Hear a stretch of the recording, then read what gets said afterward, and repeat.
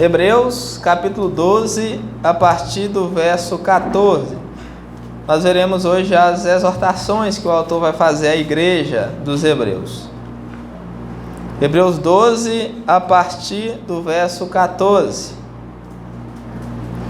Diz assim, verso 14: Segui a paz com todos e a santificação, sem a qual ninguém verá o Senhor, atentando diligentemente, porque ninguém seja faltoso, separando-se da graça de Deus, nem haja alguma raiz de amargura que brotando vos perturbe e por meio dela muitos sejam contaminados, nem haja algum impuro ou profano, como foi Esaú, o qual por um repasso vendeu o seu direito de primogenitura. Pois sabeis também que posteriormente, querendo herdar a bênção, foi rejeitado, pois não achou lugar de arrependimento, embora com lágrimas o tivesse buscado. Até aí, vamos orar para que o Senhor nos ilumine.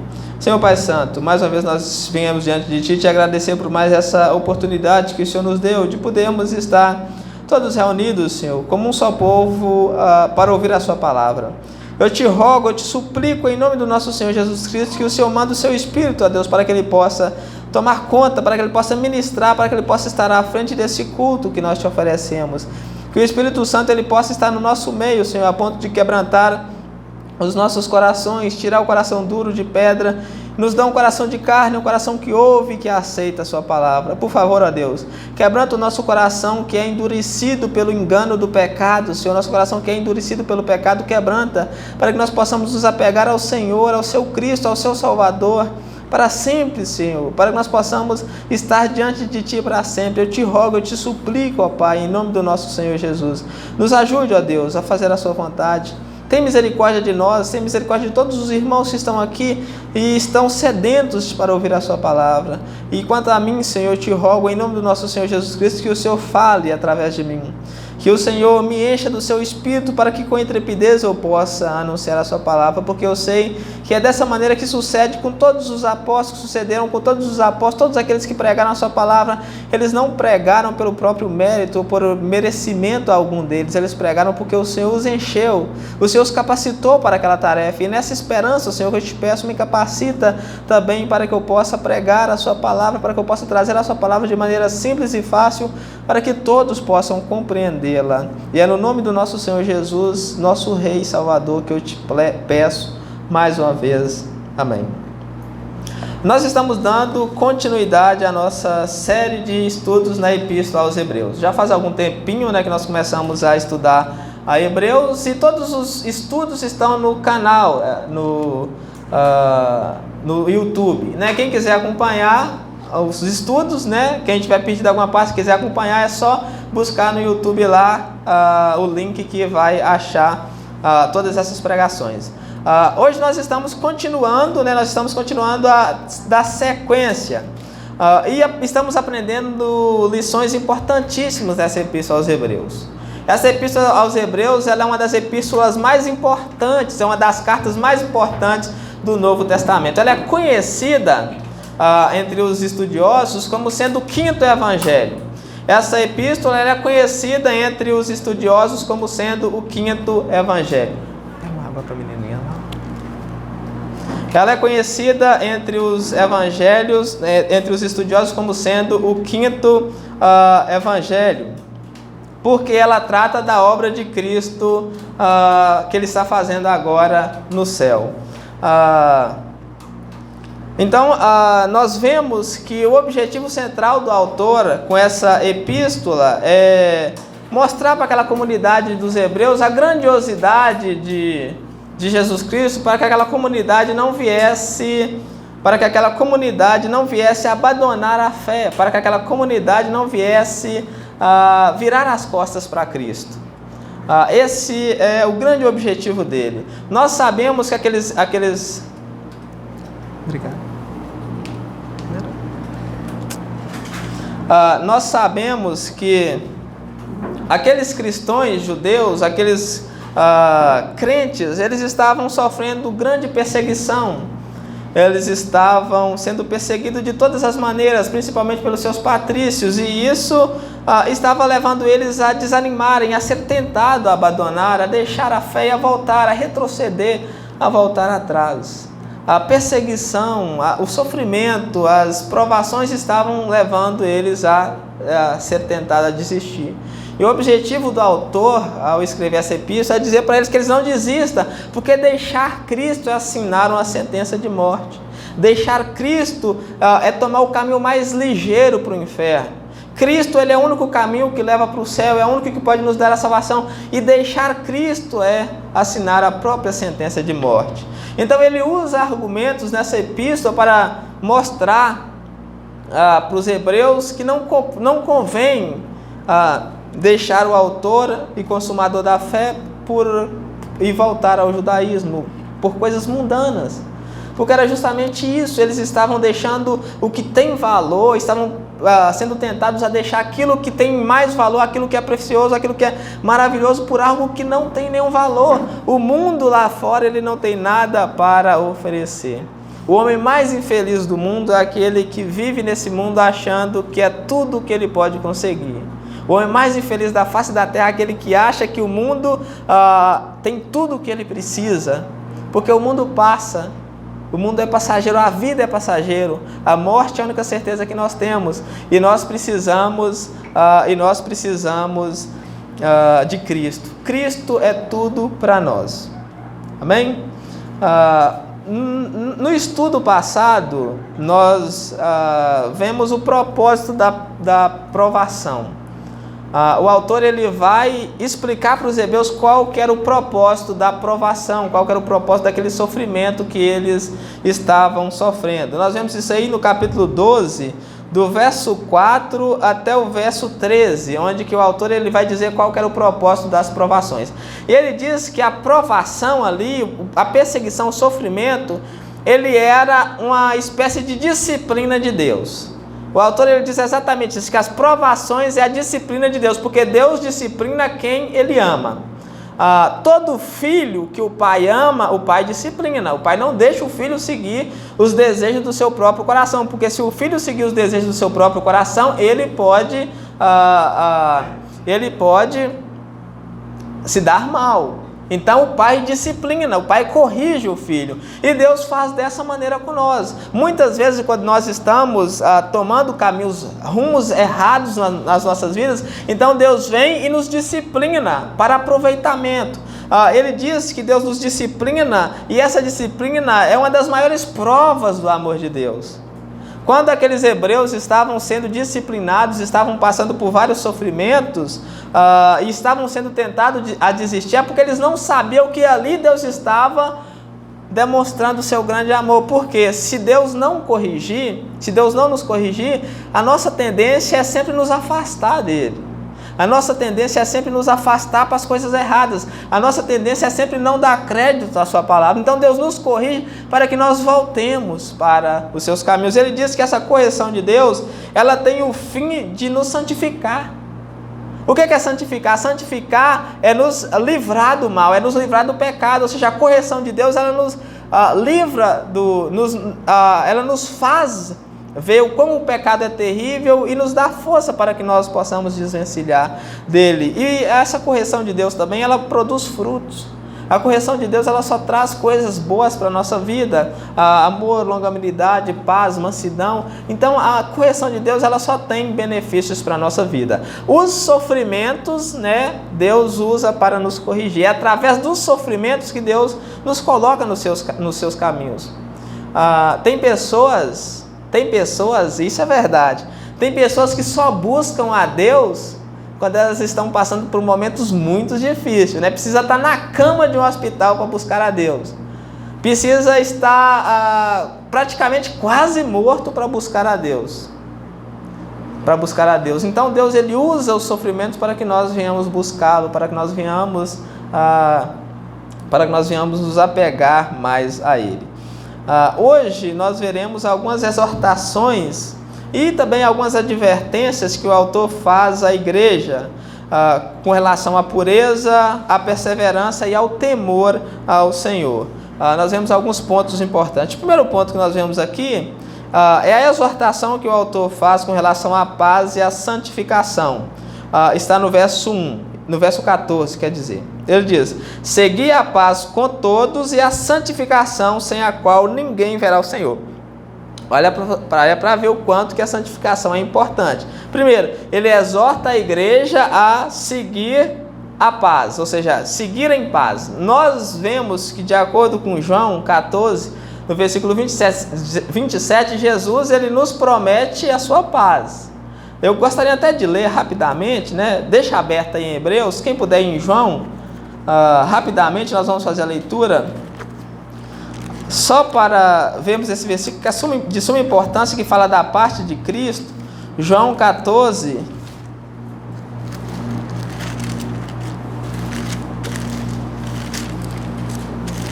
quando Jesus está falando de deixar a paz, e o autor aos Hebreus vai exortar os irmãos a permanecerem nessa paz, na paz de Cristo, Cristo ele nos diz algo importantíssimo acerca da sua paz. Não fecha em Hebreus, deixa aberto, nós vamos fazer a leitura e vamos voltar para lá. João 14, a partir do verso 27. Jesus ele vai dizer, quando ele está aqui prometendo o Espírito Santo. Vamos ler do verso 26, o verso 26 fala do Espírito Santo. O Espírito Santo ele é o grande agente que proporciona essa paz aos nossos corações. Ele diz, verso 26, mas quando o Consolador, o Espírito Santo, a quem o Pai enviará em meu nome, esse vos ensinará todas as coisas e vos fará lembrar de tudo que eu vos tenho dito. Então nós vemos que o Espírito Santo ele foi enviado e o objetivo dele é nos fazer lembrar da palavra de Cristo. Aí ele diz, verso 27, deixo-vos a paz. Cristo está dizendo, eu deixo-vos a paz. Que paz é essa? Ele diz, a minha paz vos dou. Não é qualquer paz não, né? Aqui é a paz de Cristo. Ele está dizendo, eu deixo-vos a paz, a minha paz vos dou. Aí ele diz, não vou lá dou, ou seja, eu não dou paz como o mundo dá. Aí ele faz uma diferença entre a paz dele e a paz do mundo. Aí ele diz, não se turbe o vosso coração, nem se atemorize. Então, nós que somos cristãos temos a paz de Cristo no nosso coração. Cristo ele nos chama para viver em paz.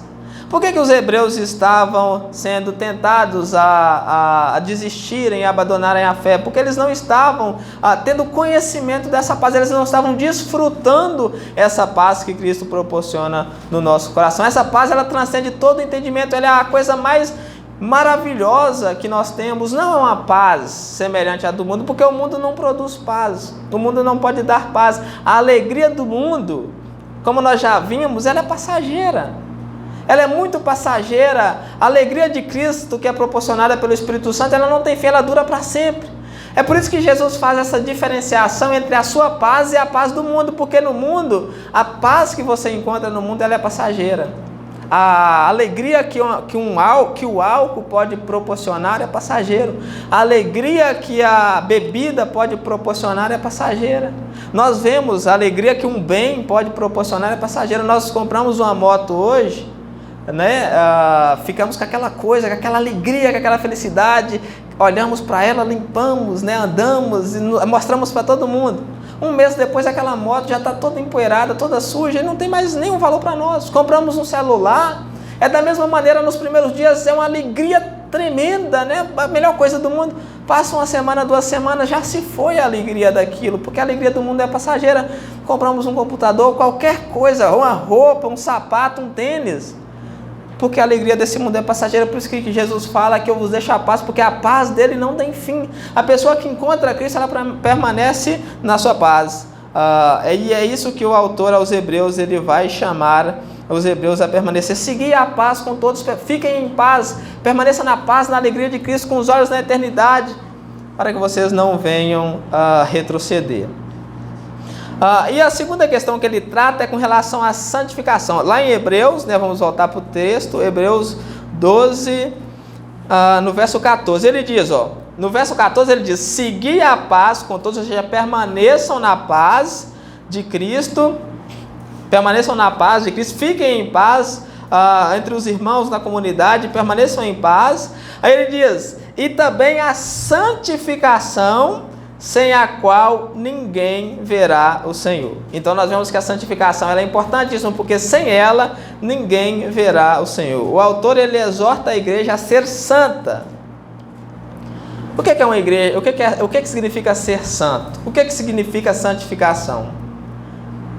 Santificação é o processo em que Deus ele está nos trabalhando, Ele está nos purificando.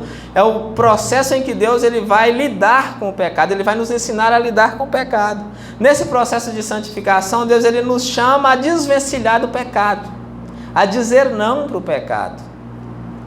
Nós sabemos que o pecado está sempre presente nas nossas vidas. Nós somos tentados a odiar a todo momento. A todo momento você é tentado a odiar uma pessoa. A todo momento você é tentado a contar uma mentira. A todo momento você é tentado a querer cada vez mais dinheiro, a querer cada vez mais ouro e prata. A todo momento nós somos tentados a contar uma fofoca. A todo momento nós somos tentados a brigar, a falar palavrão, a proferir xingamentos. E é nesse processo de santificação que Deus vai nos purgando de tudo isso. Por isso que o autor fala que nós devemos andar em santificação, porque sem ela ninguém jamais poderá ver o Senhor. Em outras palavras, quem não deixa todo esse mal, quem não diz não ao pecado, quem permanece no pecado, nunca verá a Deus. Nunca poderá estar diante de Deus, nunca poderá entrar na vida eterna. A santificação é séria, a santificação é algo que nós devemos considerar nas nossas vidas. Se nós dizemos que somos cristãos, mas andamos odiando, mas não perdoamos, mas andamos falando de vida dos outros, mas andamos xingando, brigando, falando palavrão, sendo imoral, indecente, nós nunca fomos cristãos, nós nunca poderemos herdar a vida eterna. Não existe cristão que não se santifique. Nós nunca vamos ser perfeitos, mas a característica do cristão verdadeiro é que ele se santifica. Ele se santifica. Sabe o que é isso? Sabe o que é se santificar? Eu sei que eu não posso pecar, então eu vou fazer o máximo para que eu não peque. Se tem um local onde que eu vou, que eu sou tentado a xingar, a brigar, a berrar, eu não vou naquele local, eu vou deixar de ir naquele local. Se tem alguma coisa que eu vou fazer que me leva a mentir, a transgredir o mandamento, eu não vou fazer.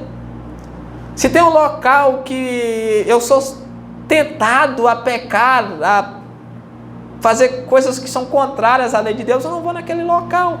É por isso que o autor fala que sem essa santificação, no final do verso 14, sem a qual ninguém verá a Deus. A santificação tem essa característica que quem não se santifica nunca poderá ver a Deus. Aqui está a cláusula que deixa muitas pessoas fora do reino do céu, porque as pessoas acham que vão entrar no reino do céu do jeito que elas vivem, e não é assim que funciona. Sem santificação ninguém verá a Deus. Se você não está lutando todos os dias contra o pecado, contra o mal que há dentro do seu coração, você nunca poderá ver a Deus. A pessoa mais enganada da face da terra é aquela pessoa que acha que ela é boa. A pessoa que acha que ela é boa, ela não entende, ela não conhece os desejos do seu próprio coração. Ela não entende o quão que ela é má lá dentro, porque é lá dentro que nós somos maus, né? É lá dentro onde que ninguém consegue ver, é que nós somos quem nós somos. Né? Como nós vemos a figura, os pregadores dizendo, será que você tem coragem de colocar tudo o que você pensou num telão aqui, para que todos nós, todos que estão sentados aí, vejam o que você pensou hoje, sem morrer de vergonha, sem sair correndo daqui? Já parou para pensar em tudo que você pensou hoje? Se você colocasse no telão aqui, para que todo mundo vesse o que você pensou hoje, você teria coragem de ficar sentado aí, dando glória a Deus por todos os seus pensamentos, sem sair correndo daqui, com vergonha? Então nós somos maus. E a Bíblia, e o autor está dizendo aqui que quem não permanecer santo nunca jamais poderá ver a Deus. Se você não desvencilhar do mal, se você não deixar o mal, você nunca poderá ver a Deus. Dizer não ao pecado, não negociar com o pecado. Nós não podemos negociar com o pecado. Em outras palavras, quem permanece no pecado e não se arrepende nunca poderá ver a Deus. Nós voltamos àquela tecla que nós batemos aqui no início, o arrependimento.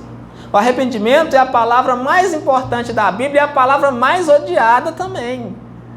Sabia que o arrependimento é uma das palavras mais repugnantes que as pessoas consideram na Bíblia? Porque ninguém quer se arrepender. Ninguém quer se arrepender. Você fala com um pecador que ele deve se arrepender, ele diz: eu não me arrependo de nada, eu faria tudo de novo. Essa é a característica de alguém que não se arrepende. Por isso que as pessoas odeiam tanto o arrependimento. Ninguém quer deixar a velha vida, ninguém quer deixar o mundo, ninguém quer deixar o pecado porque ama o pecado. Então, quem não se arrepender dos seus pecados nunca poderá ver a Deus. Quem não deixar, quem não abrir mão dos seus pecados, quem não se arrepender nunca poderá ver a Deus. Segundo ponto que nós vemos aqui é a advertência quanto à perseverança. O autor vai advertir os hebreus a perseverarem em seguir a Cristo, mesmo em meio aos sofrimentos e às tribulações.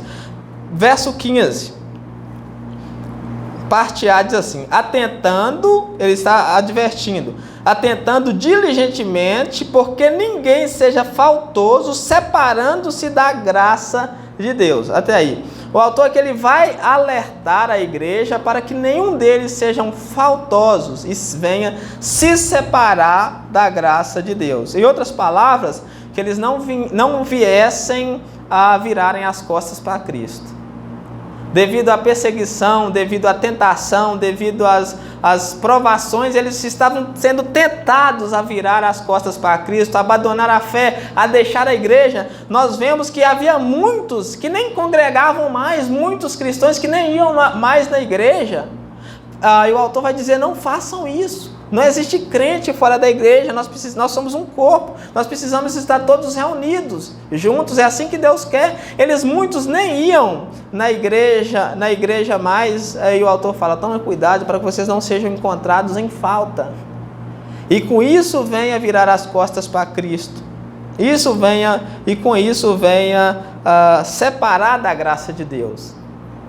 Separar da graça de Deus é justamente virar as costas. A graça, a salvação, ela é oferecida para todos nós de graça. Aquele que se separa da graça, ele nega a Cristo, ele vira as costas, ele comete apostasia. É o que nós vemos aqui nos capítulos anteriores, que os hebreus estavam sendo tentados a apostasia, abrir mão da fé, negar a Cristo. E o autor diz: tome cuidado para que vocês não virem as costas para Cristo. Em hipótese alguma nós podemos ser faltosos, em hipótese alguma nós podemos virar as costas para Cristo, em circunstância nenhuma, nem perseguição, como Paulo fala, nada pode nos separar do amor de Cristo. Nós não podemos virar as costas para Ele em hipótese alguma, porque Ele é tudo que nós temos.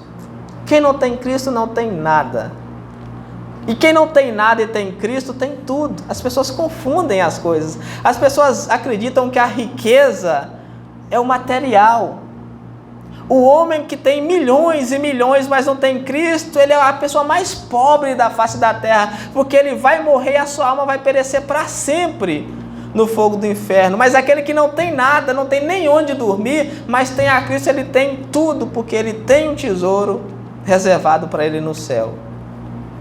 Então Cristo é tudo o que nós temos. Jesus é tudo o que nós temos e nós devemos permanecer nos seus caminhos. O terceiro ponto que nós vemos aqui é uma outra advertência que o autor vai fazer. Ele vai fazer uma advertência quanto ao engano do pecado. E essa advertência ela é muito interessante. Na parte do B do verso 15 ele diz: nem haja alguma raiz de amargura que brotando vos perturbe e por meio dela muitos sejam contaminados. Aqui nós vemos a famosa raiz de amargura. O que é essa raiz de amargura que pode brotar no coração da pessoa e contaminar a pessoa e muitas outras pessoas, de maneira que aquela pessoa seja faltosa, de maneira que aquela pessoa venha virar as costas para Cristo? Essa raiz de amargura, ela não é a mágoa, não é aquela pessoa magoada, aquela pessoa que fica magoada com as outras pessoas. A mágoa não pode contaminar, separar a pessoa de Cristo. Ele não está falando aqui de amargura, de mágoa, de rancor. Ele não está falando aqui de tristeza, de decepção, de frustração. Essa raiz de amargura aqui é algo muito mais sério do que simplesmente a amargura da alma, a tristeza da alma. O que é essa raiz de amargura que pode brotar no coração das pessoas e levarem elas a virar as costas para Cristo? Lá em Deuteronômio 29, vai nos dizer que raiz de amargura é essa. Deixa aberta aí. E vamos lá em Deuteronômio, capítulo 29, para que nós possamos ver o que é essa raiz de amargura que o autor ele nos diz que ela pode brotar e levar muitos irmãos a Deuteronômio 29. Deuteronômio 29 a partir do verso 18. Deuteronômio 29 a partir do verso 18. Deixa aberto em Hebreus, nós vamos voltar logo para Hebreus.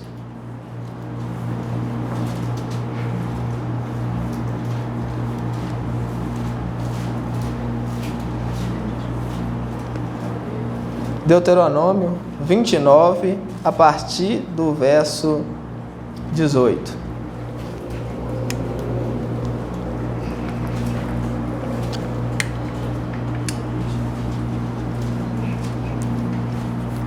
Deuteronômio 29, a partir do verso 18, vai nos dizer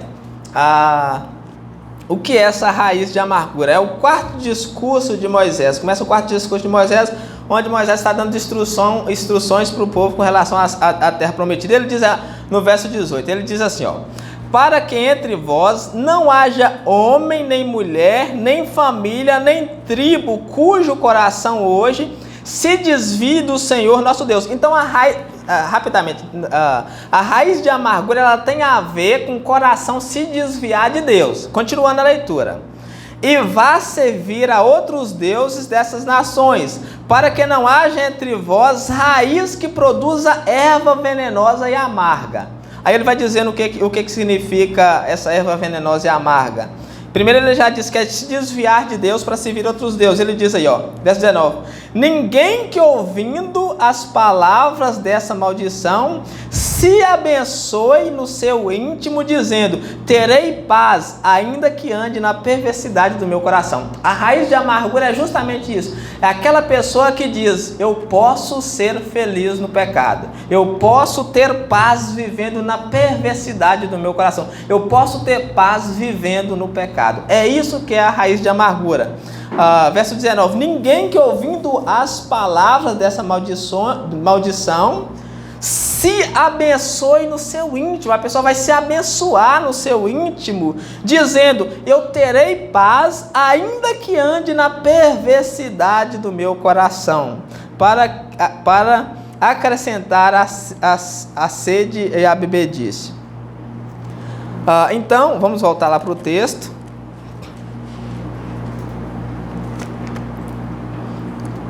Então, essa raiz de amargura que o autor dos Hebreus diz aqui, é justamente aquela raiz de amargura que Moisés disse lá atrás. O que significa essa raiz de amargura? A raiz de amargura é a pessoa que acha que pode viver feliz no pecado. O autor está dizendo que não haja ninguém no vosso meio que deixe brotar esse pensamento. Esse pensamento não pode brotar no coração de vocês. Ninguém no meio da igreja pode deixar que esse pensamento brote. Que pensamento? O pensamento de que você vai conseguir ser feliz no pecado. Você vai conseguir viver no pecado e ser feliz. Esse é um pensamento, que muitas pessoas podem até ter, principalmente o mundo.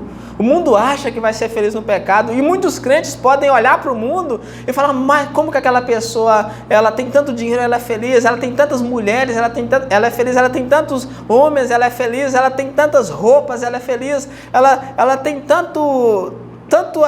tantos amigos, ela é feliz. É a raiz de amargura. É a pessoa que começa a ter pensamentos de que ela pode ser feliz no pecado. O autor diz que não haja alguma raiz de amargura que brotando vos perturbe e por meio delas muitos sejam contaminados. Esse pensamento ele pode contaminar muitas pessoas. Muitas pessoas podem ser contaminados com o pensamento de que ele consegue ser feliz no pecado.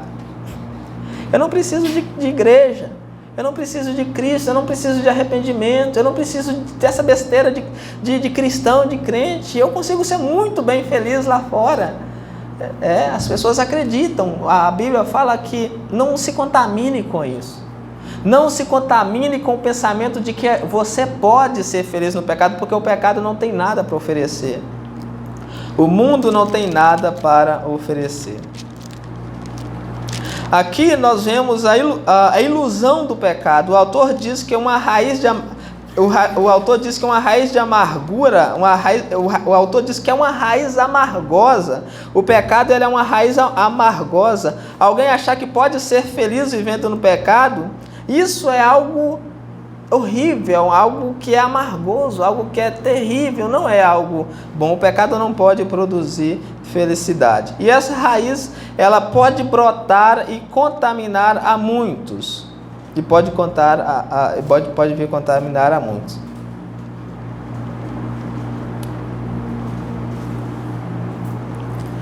Então, o que nós devemos atentar, né, para que essa raiz de amargura ela não venha brotar no nosso coração e nós venhamos contaminar muitas pessoas. Porque se houver ali dentro da igreja um que acha que pode ser feliz no pecado, isso pode contaminar muitas outras pessoas. Mas nós sabemos, todos nós que somos cristãos, sabemos que é só nós nos afastar dos caminhos de Deus, aí que a tristeza começa, aí que a dor começa, aí que o sofrimento começa, porque não há alegria lá fora, ninguém pode ser feliz fora da casa do pão. E a última coisa que nós vemos aqui é uma advertência, ele vai fazer mais uma advertência para não tratarmos de modo irreverente os privilégios espirituais. Ele vai citar o exemplo de Esaú, que foi uma pessoa profana, uma pessoa que não se importava com as coisas de Deus, uma pessoa que levava as coisas de Deus de qualquer maneira, que não via valor algum nas coisas de Deus. Ele vai dar esse exemplo para que nós também não cometemos o mesmo erro que esse homem cometeu, de não dar crédito, não dar valor as coisas de Deus. Ele diz no verso 16, acompanha comigo a leitura fazendo um favor, diz aí, nem haja algum impuro ou profano, como foi Esaú, o qual por um repasto vendeu o seu direito de primogenitura. Pois sabeis também que posteriormente, querendo herdar a bênção, foi rejeitado, pois não achou lugar de arrependimento, embora com lágrimas o tivesse buscado.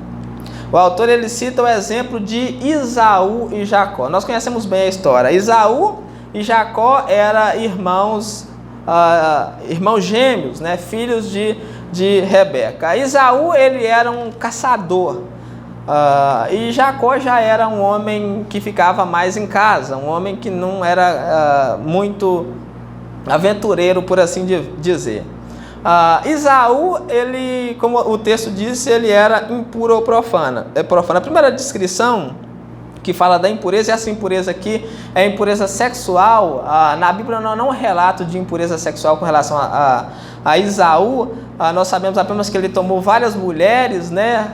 Na Bíblia não há relato, mas há um livro chamado Livro dos Jubileus que diz que Esaú, tudo que ele fazia com essas mulheres era impureza e fornicação. A obra de Esaú com essas mulheres era impureza e fornicação. E essa impureza leva a pessoa a ser a profanação. O que é profanação? É não dar crédito, não levar a sério, não se importar com as coisas de Deus. Então o que Esaú fez? Esaú, ele era gêmeo com Jacó, só que, porém, ele tinha nascido primeiro. Os gêmeos, o que nasce primeiro é o mais velho. E Esaú tinha o direito de primogenitura. Primogenitura era uma bênção de Deus, né? Que dava direitos ao filho mais velho. Era algo espiritual que era muito valioso, principalmente na cultura que eles viviam naquela época. Mas Esaú, ele não se importava com as coisas de Deus. Ele tratou a sua primogenitura com leviandade. Aqui diz que ele era impuro e profano e que por um repasto ele vendeu o seu direito de primogenitura. Isso está em Gênesis 29, 15. Do que ele está falando aqui? Ele está falando do episódio em que Esaú chega com fome do mato, né, e Jacó está ali com um prato de lentilhas. Um prato de coisas... de coisa de comer, um prato de comida, por assim dizer, na nossa linguagem, um prato de comida. E Jacó, né, pede, eu te dou a comida se você me dá o direito de primogênito. Esaú imediatamente deveria saber que a primogenitura era algo importantíssimo, que ele não podia nem sequer pensar em trocar por um repasto, por uma coisa insignificante. Mas para ele, as coisas de Deus não tinham nenhuma importância, né? O que é a primogenitura? Né? Que valor que tem a primogenitura para mim? O que eu vou ganhar com a primogenitura? Eu quero encher a barriga, não é assim? Eu quero encher a barriga, essas coisas de Deus, né? Igreja, culto, coisas santas, isso não tem nada a me oferecer, eu quero aproveitar. Por isso que ele era profano. E ele trocou o seu direito de primogênito por um repasse, por algo insignificante. Aí o autor diz qual que é a consequência disso. A consequência é que ele foi rejeitado por Deus. Ele trocou o seu direito de primogenitura e perdeu a bênção, né? A bênção que o pai ia dar para ele, ele perdeu por causa dessa profanação. Diz aí no verso 17: pois sabeis também que posteriormente, querendo herdar a bênção, Esaú queria a bênção, né? Ele não se importava com as coisas de Deus, mas ele queria a bênção. Querendo herdar a bênção, ele foi rejeitado. Isaac não pôde dar a bênção, porque a bênção já havia sido dada a Jacó. Pois não achou, o autor, pois não achou lugar de arrependimento, embora com lágrimas estivesse buscado. Esaú não se arrependeu. Quando nós lemos o texto, parece que está falando que não achou lugar de arrependimento no coração de Esaú. Mas Esaú, lá quando nós lemos o relato, nunca falou que Esaú se arrependeu. Esse lugar de arrependimento que Esaú buscou foi no coração do pai dele. Esaú queria que o seu pai, Isaac, se arrependesse e também desse a ele a bênção. Mas ele nunca se importou com aquilo que era de Deus. Esaú, ele era profano porque ele não via valor nas coisas de Deus. É por isso que nós não devemos brincar com as coisas de Deus. As coisas de Deus é séria, as coisas de Deus é santa. E se nós não levarmos as coisas de Deus é sério, nós somos como Esaú, impuro e profano. E o autor dos Hebreus, ele faz questões de dar esse exemplo. Tome cuidado que não haja, que algum de vós seja como Esaú, impuro, profano, despreza as coisas de Deus, não leva as coisas de Deus a sério, brinca com as coisas de Deus, riem das coisas de Deus, zombam das coisas de Deus. Esse será rejeitado assim como ele foi. Todos aqueles que brincam com as coisas de Deus, que é irreverente com as coisas de Deus, que zomba das coisas de Deus, esse tem a mesma sorte que Esaú, será rejeitado. É por isso que as coisas de Deus é séria e nós não podemos brincar com ela. Amém? Nós precisamos levar as coisas de Deus a sério para que nós não venhamos a ser rejeitados. Amém? Glória a Deus.